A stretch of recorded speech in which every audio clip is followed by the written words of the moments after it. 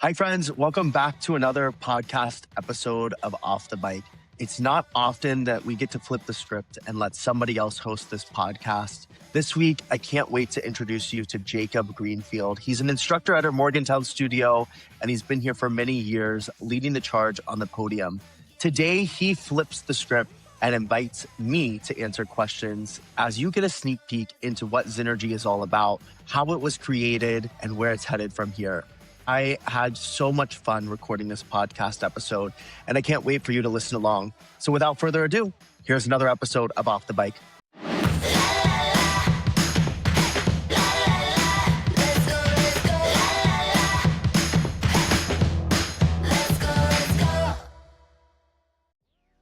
What's up, guys? I'm Jacob. I'm from the Morgantown studio. I am one of the instructors. And Nick, we've known each other for, oh my gosh, almost 10 years, which is crazy to think about. And I feel still like some days I know a lot about you, and other days I'm like, who is this guy? So I'm just curious. We spend a lot of time like inventing ourselves in this environment, in this community.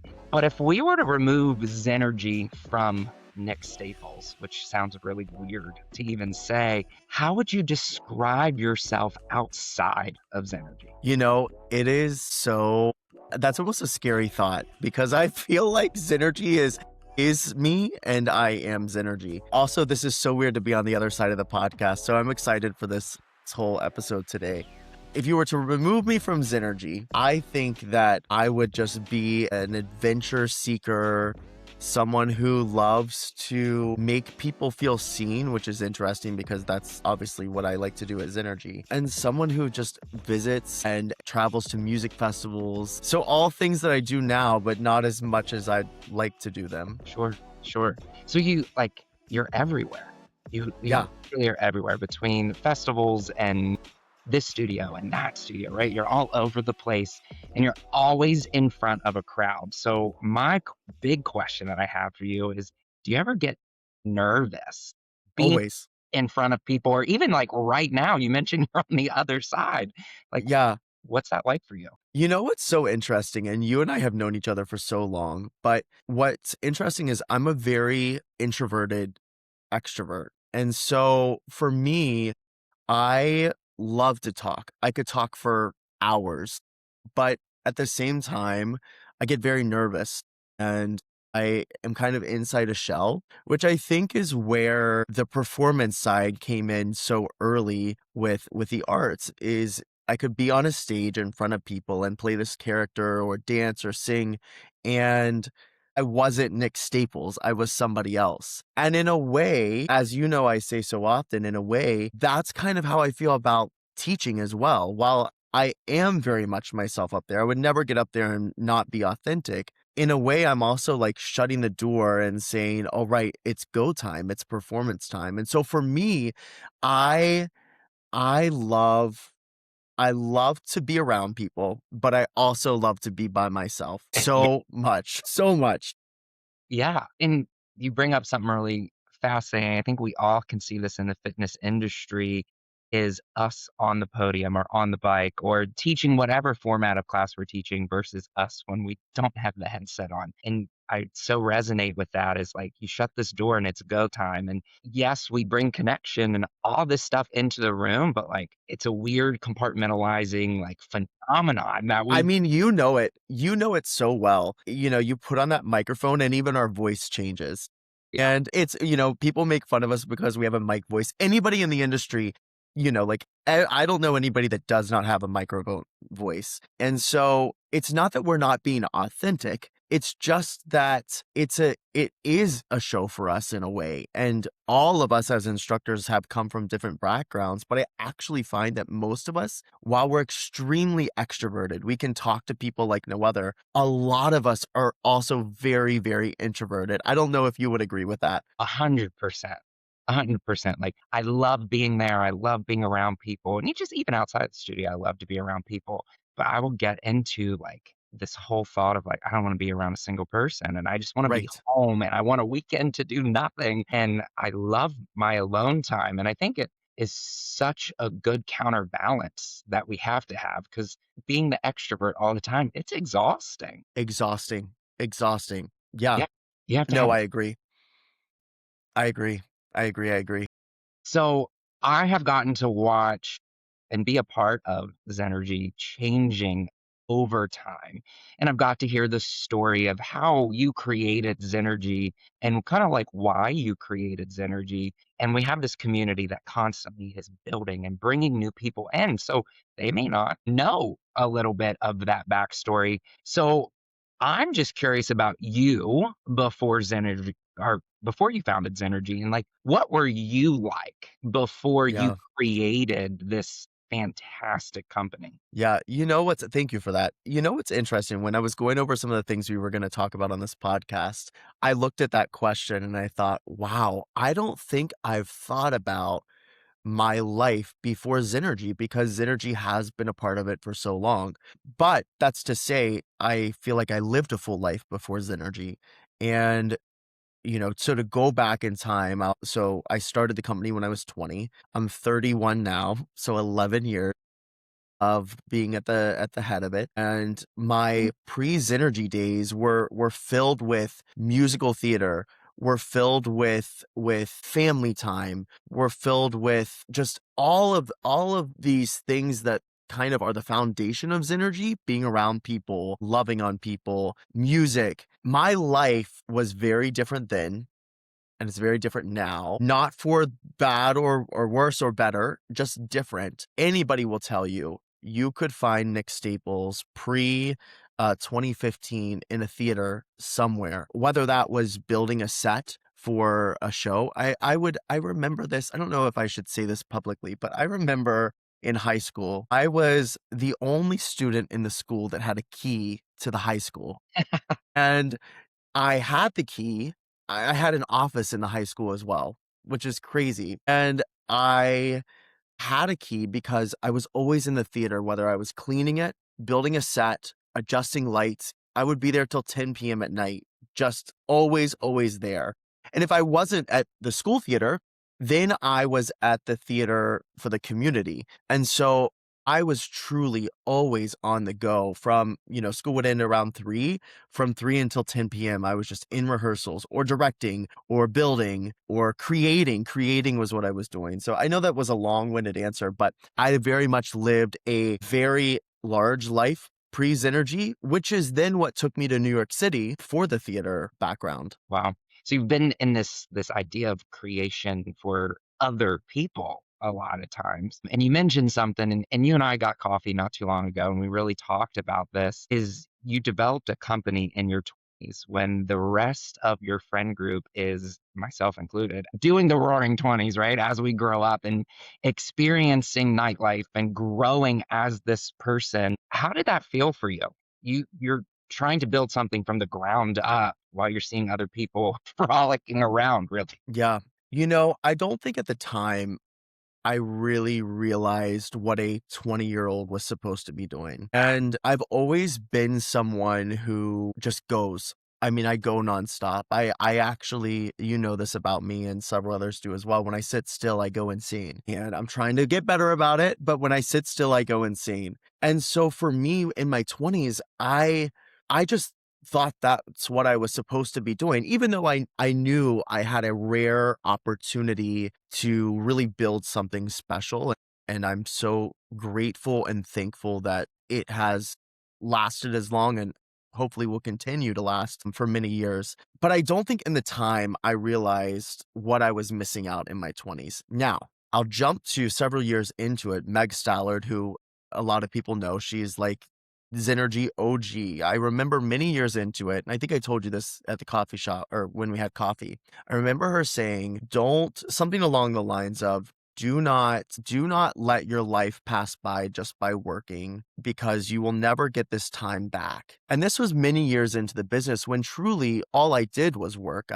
I would wake up, teach 26 times a week, back in the very early days, No way. on top of expanding the company, raising the capital. I mean, I was so involved in the business and I loved it. And I still love that. But when she said that, it made me realize, wow, like people my age, our age, they're out there getting in relationships, their friendships, they're, creating families. And so at the time I didn't realize what it was. Now very much once I hit 30, I can tell you when I hit 30, I look back now and I did have a little bit of a crisis because it was wow, for 10 years, I have given every ounce of everything that I have into this. And did I make a mistake by doing that? And I certainly don't think I made a mistake by doing that. But there are parts of me that I wish and still wish I would have had more time on the personal side for sure. Yeah, I mean, it is a labor of love, right? And you give everything that you can to getting it to where it is, and as much as I felt this emotion when we talked about it the first time, and thinking about it again now of like you have given so much to all of us, and you have expanded across states. And that is something that we are all thankful for. And when I say we, I know I can talk for the entire community that we're thankful Thank you. for that. So yeah, I just appreciate Thank everything you. that you've put into this because this community is everything. You're So making me emotional on our own podcast. I'm like, wait a second, let me, what is I'll get some happening? questions early, but that Yeah. part of the questions, I can promise. Yeah. Yeah. So did you always see, and I don't even want to call you a business owner because you are, we know that. Yeah. Did you always see yourself as a leader? Because I truly think that's who you are. Okay. So thank you for one. And to a sense, yes. I'll tell you a quick funny story. Zenergy's not my first business venture. My first business venture was called Puppet Productions. And I used to own when I say venture, I mean this was very tiny. I owned a puppet company. And so when I was younger, probably 9, 10, 11, 12, young, okay? My brothers and I would go to daycares close by and we would do puppet shows. I would make them work for me. And I mean, these were anything and everything. I had a full puppet stage. I bought puppets. And these things were expensive. I mean, it was when I say business, I mean a kid's business. It wasn't like a full LLC. And so I've always been one who likes to take charge, whether that be the director side of things in a show, the puppet company, or being a leader. I will tell you, I think I was meant to be a leader, but I know I'm not the best leader. And that I think is the hardest thing to grapple being a leader is that you really have to take authority, but you also have to take feedback. You have to listen. You have to, so many qualities. I'm sure you'll continue to ask about this, but there's so many things that I've learned in being a leader that while I love it, there are some times I just wish I could step back and not be a leader. So yeah, I do think I was always meant to be a leader. I think as many things as I still need to work on, I think that I'm pretty good at it. And yeah, yeah, So not only leader, but also entrepreneur, right? And that started yeah, super early. And I don't think I ever knew that aspect of yeah. Yeah. I mean, I always tell people when I was younger, I never talked. I was a little kid who was just silent. And I have two younger brothers and a younger sister. And my younger brothers and I are all 2 years apart. And then my sister, there's a bigger gap in age. And when I was younger, my parents and my grandparents told me that they could never get me to say a word. I was just the sweetest little boy. And they realized they could never get me to say a word because I was blind when I was a kid. I needed glasses. I couldn't see that they were talking to me. And so then they said once I got the glasses that then I haven't shut up since. So it's I being that young kid that then didn't shut up, then the story leads to an elementary school when they say, hey, here's your gift wrap and your cookie dough that you need to go sell for the, PTO or whatever. I could sell that stuff like no other because I would just go and talk to people. yeah. And one thing about me is I'm never afraid to ask. I'm never afraid to be told no. I think that's one thing that's actually gotten me pretty far in life is that what's the worst someone can do? Say no. That's really the worst someone can do. And then you keep trying and you keep going. And I think that's why aside from Zenergy, I did so well in the theatrical space was because you get told no's your whole life and all it takes is the one yes. So yeah. Yeah. Little backstory on Nick Staples. Quiet Nick. We didn't even Yeah. know. Nick, not anymore. quiet side. So I'm going to revisit kind of this leadership Yeah, aspect, but I'm really curious who, if anyone, were the people that kind of inspired you or influenced you very early on, like pre-Zenergy days? Like, who did yeah, you look to as a role model to get where you are today? yeah. You know, I've talked about Charleston in some other podcasts, which is where I'm from. You know it well. It's a very small town. Everyone knows everybody. So I say that because I could name a list of 20 people that really inspired me. But I for the sake of time, there were a couple that like come to mind. One is the director of the community theater program. Her name's Nina Passanetti. She's still running that theater program today. Um, and she's just so incredible. She's intense, very intense, and can be very scary. We used to call her Mrs. Passanetti growing up. You could not say her first name until you reached a certain age.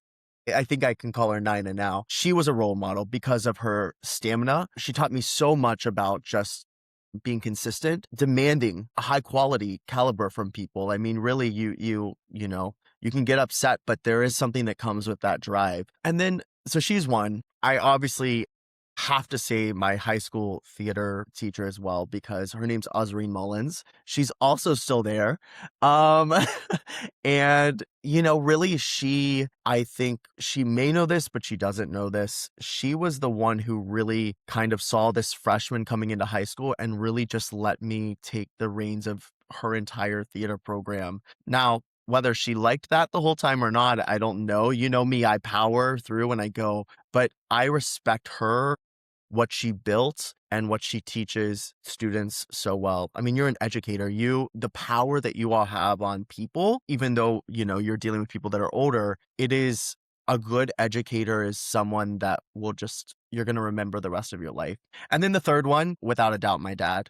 I mean, I'm not going to go into big detail because I'll definitely get emotional about it. I get emotional just talking about it now. But, you know, those are three people that at the core, like all of my values or when I'm having a tough time, I come back to those three people and think, okay, like you need to think about how they got you through these situations and how can you bring out those qualities into to decisions and relationships. So those are three out of so many that I can name. So if anybody else is listening to this podcast, don't message me because I know I'm gonna forget people.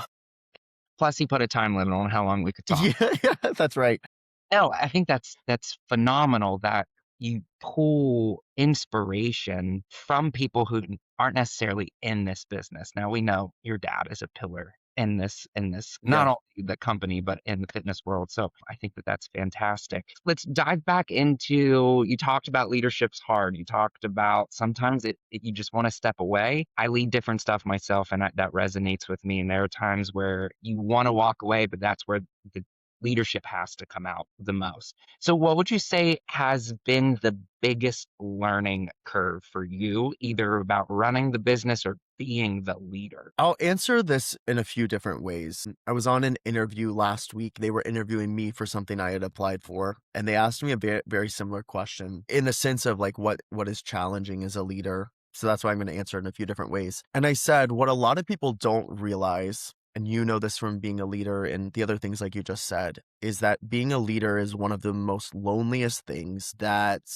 is out there. And so for me, you know, I know this doesn't directly answer your question, but being a leader, one of the challenges is how do you surround yourself with other people that really support you and lift you up? Hmm. And I've found over the 11 years now of running the company that really not many people get it.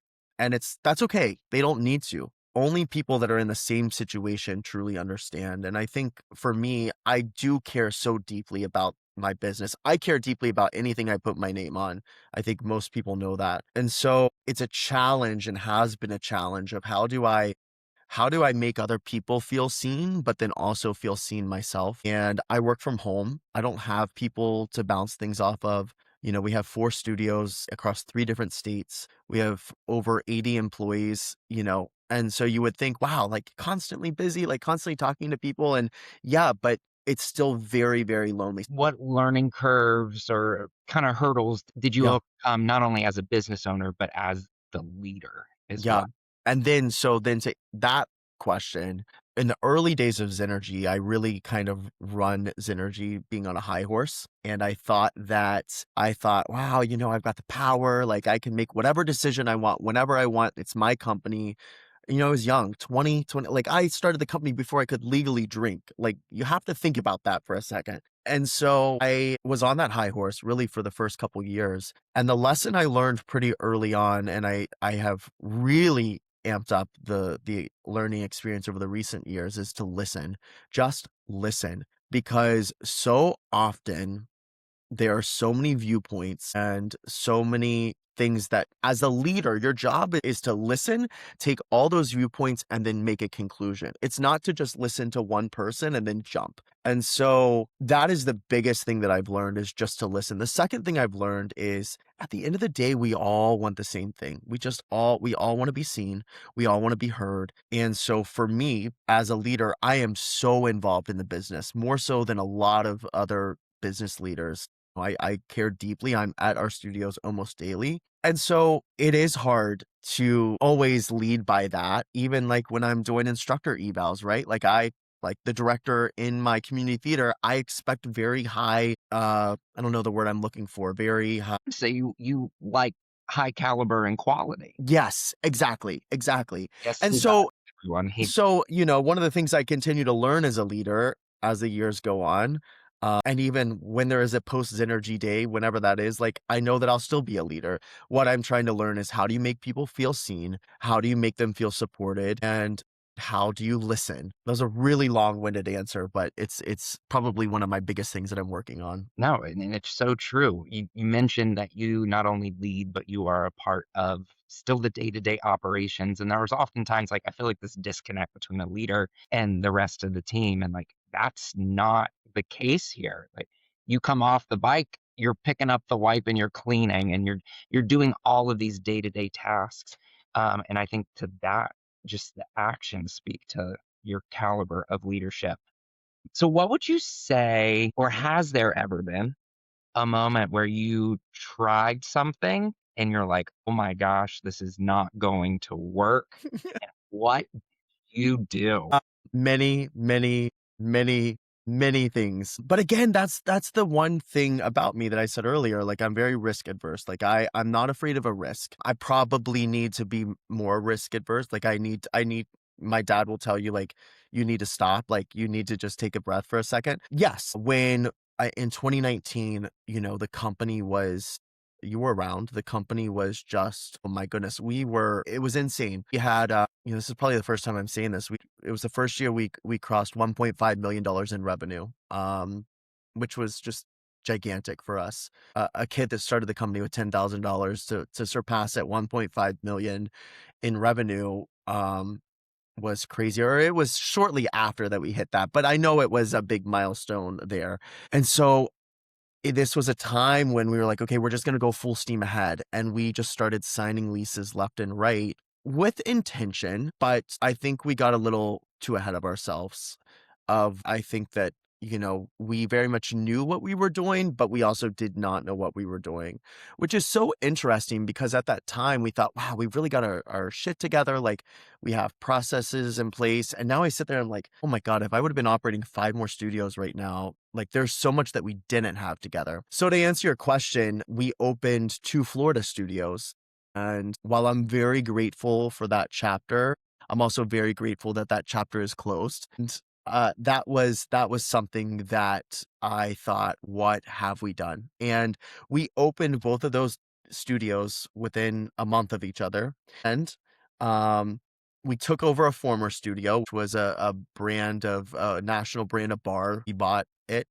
It was the first time Zenergy was going to become multimodality, which we're coming up on here again. So maybe we'll talk about that next. It was the first time we were going to go multimodality, and then COVID hit in March. And, I'll quickly say, I very much think one of the regardless of COVID, I do think one of those locations would have closed, but I do think we could have kept the other open, and that would have been Aventura, Florida, I think, which is North Miami. I think that studio would still be rocking today if it weren't for COVID. Boca, I think we would have closed regardless, just Sure. for so many reasons. Yeah. So yes, that was a very risky thing, and the whole time, every day I woke up, I moved down there, every day I thought, "What have I gotten myself into? This is Meanwhile, you're soaking up rays and we're teaching in a no." spot under. I'll take the freezing cold weather over that feeling any day. So you mentioned multimodality, and that's a big thing that we want to talk about is the reimagination. And the fitness industry changes constantly. New modalities coming. How have you navigated this? What are you planning to do to keep the intention of Zenergy the same, but offer this new revamp, I guess, in a sense? Yeah, I love talking about this. I think one of the things, while I don't know everything about this industry, one of the things I like to toot my own horn on is I could probably tell you anything about any studio in the country just because I love to research, I love to read, and I could tell you. Again, I don't know everything.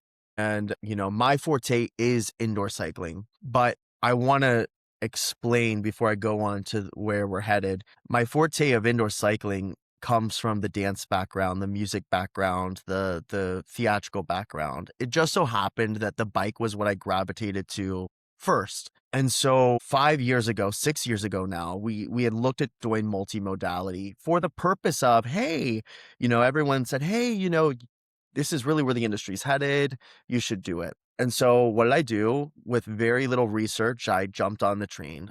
And it did do really well. It was a massive undertaking because we were running reformers, bar, yoga, and cycling. So 4 modalities. We had never done anything other than cycling. Oh, and by the way, I was running all of those modalities myself. So it's not like we had a different head of program for all of it. And so the lesson in that learned was we just did it because we thought it was what was going on, right? And so now let's fast forward to today. The next generation revolution, not revolution, the next chapter, I guess, of Zenergy is taking what Zenergy is, which was step one. Define what Zenergy is. Zenergy is a beat-based experience meant to bring people together and give them the best workout and experience possible, ultimately making people feel seen. How can you take that same core concept that we've always been known for and bring it to other modalities? And so for us, it's not, oh, that this Zenergy doesn't have mirrors. No, that's not what really sets us apart. Yeah, that's one thing, but like you really have to define your brand.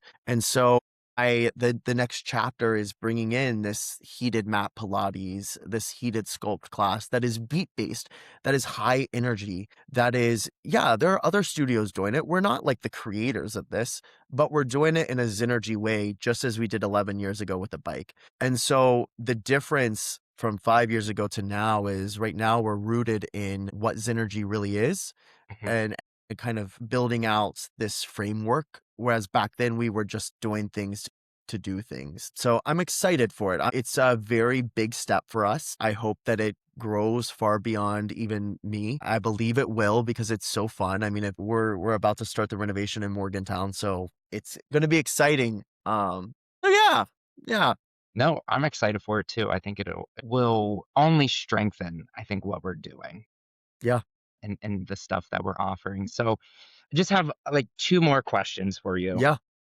You talked about the growth of the company and the growth from where you started to where it is now, challenges, hurdles you've overcome. But I want to spin it back to you. What does personal growth look like for Nick? man, this is hard. This is hard. I told someone the other day I'm not good at test taking, and I feel like this is a test. Personal growth for me, I will be honest and say that I do not feel as though I have had any personal growth over the past many, many, many years. Personal growth for me is creating a life and identity outside of Zenergy. And I'll offshoot that by saying my goal for 2026 was really wanting to work less in the business and more on the business. And so for me, personal growth is those things that I was saying earlier in the podcast, building a family, potentially getting in a relationship, all of these things that I know I can do, I've not allowed them to happen because all I've been focused on is Zenergy's growth and not Nick's growth. Yeah. And that's where Meg's statement just comes right back full circle, right? Yeah. I It's like guess a like dagger in the heart. she's like the wisest person ever. And we're like, yeah, sure, we'll take that advice, Meg. So Meg, if you're listening, I'm still eating some of the advice that you gave me too. Love But her. Love her, love her. same. So you're busy. Busy. I think I'm a busy person and you make me look like I have nothing on my calendar, but you still build in fun and you still go on these trips. Always envious of the pictures that you post because they are beautiful. Besides like leaving the country or Yeah. leaving the state, like how do you take care of you both physically and like this mental aspect? We talked that it's exhausting to be the extrovert. So when you're the introverted Nick, like what are you doing to care for yourself? I'm still learning. 11 years later, running the business, one of the things that's really helped me is turning things off. Just generally speaking, turning things off. When I come home at the end of the day, typically it's pretty late at night, 8, 9 o'clock at night. I really try to turn my socials off, not get on. I try to not watch TV. If I watch TV, I try to watch something that's lighthearted, not like the news. Yeah, I don't need that. That's one thing. I also have 2 dogs, and so I try to, as silly as it sounds, they are there through thick and thin, and so I try to go on walks or do things like that. And then my third thing is recently I've been trying to get to the gym more, which is, this also well, when you're in the fitness industry, people are like, "Well, you work out all the time." And it's like, "Yeah, I do, but that's not for me. I don't get to do anything for me." So one of the things that I've really, really been trying, it's on my calendar. I'm actually doing it after this call, is after this podcast recording, is even if I can walk for 30 minutes just to get out and get a hard reset. Life is always the business there. Someone always needs something. Always. I mean, it's 24/7. It is very exhausting. But when you can start like putting boundaries on it, it helps. And I will say one of the things that I love is that I think our entire leadership team knows what my boundaries are and they respect it so well. And in turn, I respect theirs. Sure. So, yeah, No, that I think that's fantastic advice. Teach me how to do the boundaries and turn the stuff off because I still need to do that. it's hard. All right, I lied. I have one last question. Ask away. Okay. And this is, I promise, where we'll end it. After everything we've just talked about, if you were to write a letter to 20-year-old Nick, what would you say knowing what you know now? I think, oh my gosh, Jacob, you're No, you're good at these. I'm No, sorry. no, these are great. I don't think, I know I would say over the next many, many years running a company, there are going to be some extremely tough decisions ahead of you. And those decisions aren't just going to disappear, but ground yourself in your principle, ground yourself in your morals, and try to base the decision off of that. And no matter what, try your best. You are not going to be able to make everyone happy, and that's okay. The only person that you need to be proud of is yourself, and everything else, if you've done it with your morals and thoughtfully, everything else will work out exactly how it's supposed to work out. What fantastic advice. I think that I don't know, you live in this space where Nick Staples is energy, Zenergy is Nick Staples, and you have this identity and being able to still, as you said, ground yourself Yeah, and stick to your morals, right? Zenergy wouldn't be what it is if there wasn't a person driving it. It's not this big overarching corporate thing. It is, I don't even know how to describe it other than like this whole idea of like mom and pop, right? We have that in West Virginia a lot. And it's these place that everyone comes, they feel connected, they feel seen. And 11 years ago, probably wasn't initially your first thought. Yeah, sure, community is where you want to get, and you've gotten it there. We are also thankful for that. So I think we all can resonate with some of that advice that you would give to yourself. Thanks for thank being you. vulnerable. Thanks for Yeah, when you emailed me, I thought, when you said, why don't we flip the script? I thought, oh no, I don't know if I've ever done this before. It was I will tell you, I have been on the go so much for 11 years. Truthfully, I don't know if I've, in the 11 years doing this, have sat back and actually thought about some of the things that you asked me. So I know that you were leading this podcast, but I just want to say thank you. And, one of the things you said is there is a, it, I mean this with everything in my heart. It is truly an honor to run this company. I don't take it lightly.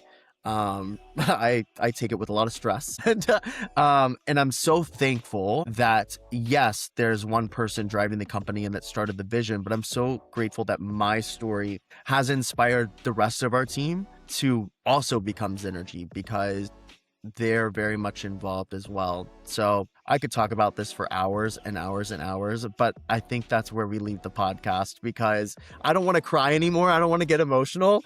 And yeah, that's where we want to leave it. So thank you so much for this. I appreciate it. Dude, thank you for being vulnerable and sharing the side of you that not everyone gets to see. So we all All right.